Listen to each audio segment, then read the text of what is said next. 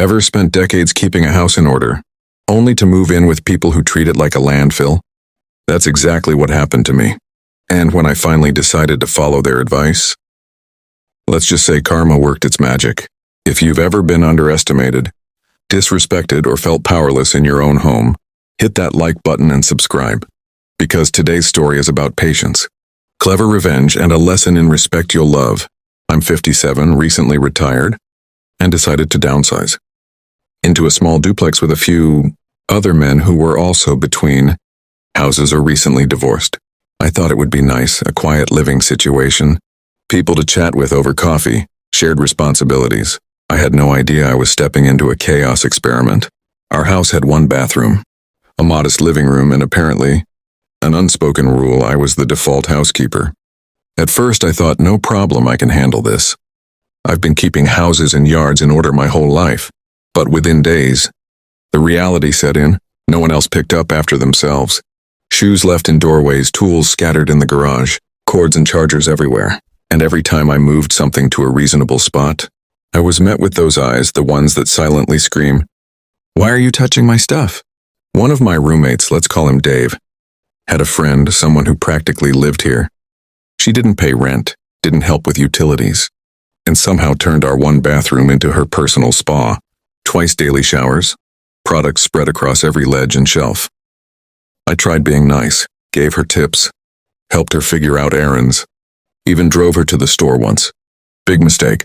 One evening, after cleaning up another mountain of clutter, I said, "Look, can we get everyone's stuff off the counters and out of the bathroom? It's impossible to clean with this mess." Dave laughed and said, "If you're so tired of cleaning after us, just leave our stuff where you found it." I froze. I'd been lecturing myself to stay calm, but now, the universe just handed me a set of instructions, and like any man who spent decades living by logic and patience, I realized I could follow them, literally. The first few days were quiet. I left everything exactly where it was. Shoes by the door, left them. Laptop cords tangled in the living room, left them. Bathroom products stacked precariously on the sink, left them. Every time I did it, I felt a strange satisfaction. Finally, their chaos became their own problem. Then I started thinking, maybe patience and a little creativity could teach them a lesson without raising my voice. Step 1, the bathroom. I sprayed each shampoo bottle, soap bar, and conditioner container with a little cleaning spray. I didn't touch them, just let gravity and chemicals do the work. Within minutes, things started to slide, topple, and slowly merge into a messy but harmless chaos. Watching the slippery bottles shift around was oddly satisfying. Step 2, the cords. I tripped over Dave's laptop cord in the living room. Boom. The laptop fell over. Dead. I sighed, recalling his exact words. "Leave it where you found it." Step 3, the shoes. The shoes. Their sneakers, sandals, and boots were scattered like landmines. I needed to vacuum, so I rolled up the living room rug, trapping their shoes inside, and vacuumed the whole floor. By the time I unrolled it, everything looked perfect, except their shoes were temporarily missing. I could hear them searching from the kitchen. "Where are my shoes?"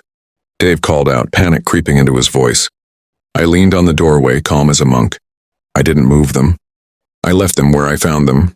Confusion, frustration. Then finally the realization hit. I unrolled the rug, revealing the shoes. They stared, speechless. Her voice trembled. You rolled them up?" I shrugged. "You told me to leave your stuff where I found it."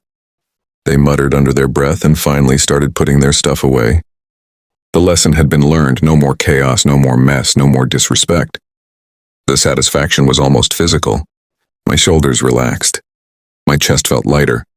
Watching them fumble, scramble, and finally respect shared space, it was more than vindication.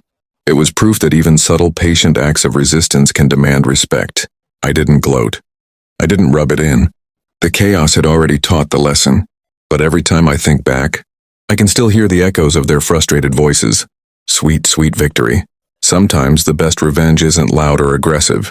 It's patient. It's clever.